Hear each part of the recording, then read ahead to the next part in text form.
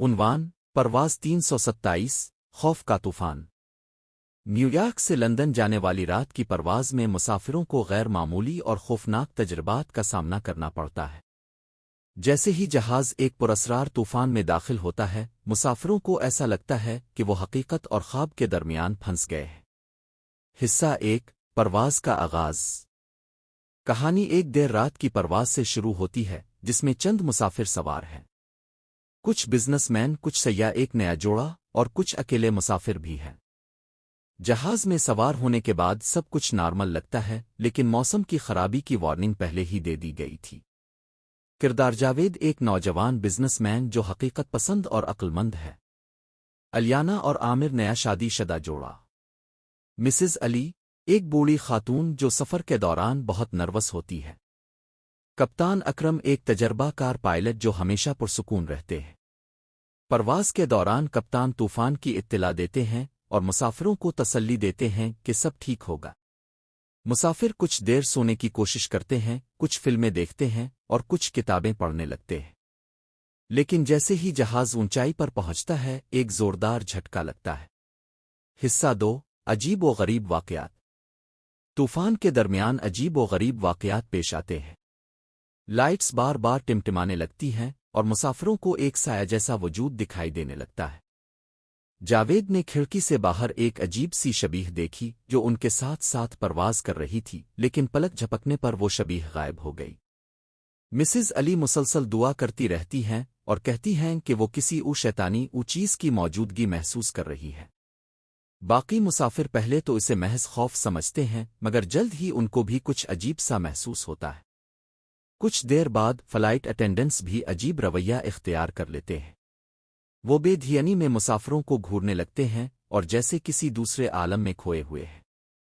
مسافر مدد مانگنے کی کوشش کرتے ہیں مگر ان کی باتوں کا کوئی جواب نہیں ملتا۔ 3 خلا میں گمشدگی۔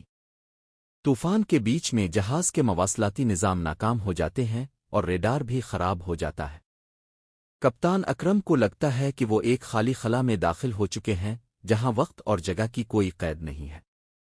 کچھ مسافر نوٹ کرتے ہیں کہ وقت عجیب ہو گیا ہے۔ گھڑیاں رک جاتی ہیں اور کسی کو یہ سمجھ نہیں آ رہا کہ وہ کب سے ہوا میں ہے۔ سب کو ایسا لگتا ہے کہ جیسے وہ وقت کی ایک نہ ختم ہونے والی لہر میں پھنس گئے ہیں۔ 4 سایہ کی حقیقت۔ پھر اچانک ایک سیاہ سایہ مسافروں کے درمیان ظاہر ہوتا ہے۔ یہ سایہ لمبا اور بے چہرہ ہوتا ہے اور اس کی آنکھیں خالی اور خوفناک ہوتی ہیں۔ مسافر خوف کے مارے ساکت ہو جاتے ہیں۔ جاوید یہ دیکھ کر لرز جاتا ہے کہ سایہ مسز علی کی طرف بڑھ رہا ہے اور وہ چیخنا شروع کر دیتی ہے۔ مسافروں کو ہر طرف اپنے سب سے برے خواب دکھائی دینے لگتے ہیں۔ ہر کسی کو ایسا محسوس ہوتا ہے کہ وہ اپنی موت کو قریب سے دیکھ رہے ہیں۔ سایہ ان کے خوف سے طاقت حاصل کرتا ہے اور ہر لمحہ وہ اور بھی بڑا اور تاریک ہوتا جا رہا ہے۔ 5 کپتان کا پاگل پن۔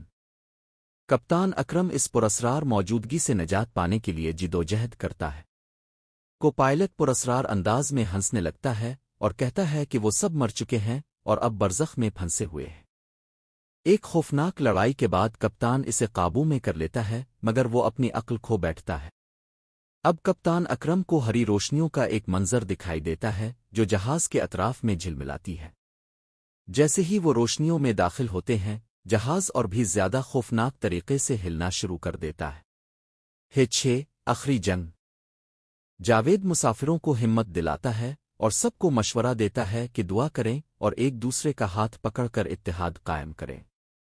سب دعا کرتے ہیں اور سایہ کمزور ہوتا دکھائی دیتا ہے، لیکن سایہ اپنی طاقت کو دوبارہ سمیٹتا ہے اور جہاز میں چیخ و پکار مچ جاتی ہے۔ جاوید اور باقی مسافر مکمل کوشش کرتے ہیں کہ کسی طرح اس سایہ کا مقابلہ کریں۔ 7 حقیقت اور نجات۔ جہاز طوفان کے عین درمیان سے گزرتا ہے اور مسافر ایک خوفناک چیخ کے ساتھ زمین پر آتے ہیں۔ 8 حقیقت اور نجات۔ جہاز کے زوردار جھٹکوں اور چیخ و پکار کے بعد ایک دم خاموشی چھا جاتی ہے۔ مسافر سانس روکے ہوئے ہیں اور ایک لمحے کو سب کو ایسا محسوس ہوتا ہے جیسے وقت رک گیا ہو۔ ہر کوئی اپنے آس پاس دیکھتا ہے، سوچتا ہے کہ آیا وہ ابھی بھی زندہ ہیں یا پھر موت کی دہلیز پر پہنچ چکے ہیں۔ کچھ دیر بعد کپتان اکرم کی آواز لاؤڈ اسپیکر پر آتی ہے۔ ان کی آواز تھکی ہوئی مگر مطمئن ہے۔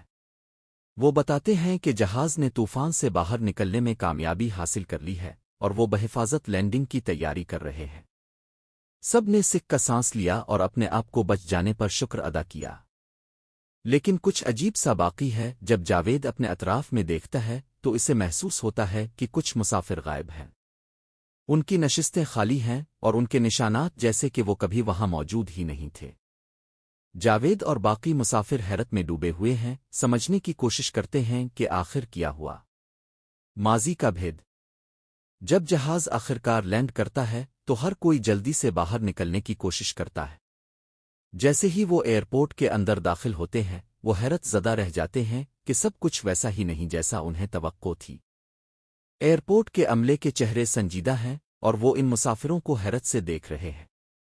ایئرپورٹ کا انچارج کپتان اکرم کو بتاتا ہے کہ پرواز 327 دراصل کئی سال پہلے ایک خوفناک طوفان میں لاپتہ ہو چکی تھی اور یہ ممکن نہیں تھا کہ یہ پرواز ابھی زندہ ہو۔ یہ سن کر ہر کوئی سنسا ہو جاتا ہے۔ سب کو سمجھ آتا ہے کہ وہ کسی اور جہان سے گزر کر آئے ہیں اور وہ حقیقت اور مافوق الفطرت کے درمیان معلق رہے۔ ان کو زندگی کی دوسری موقع مل گئی ہے۔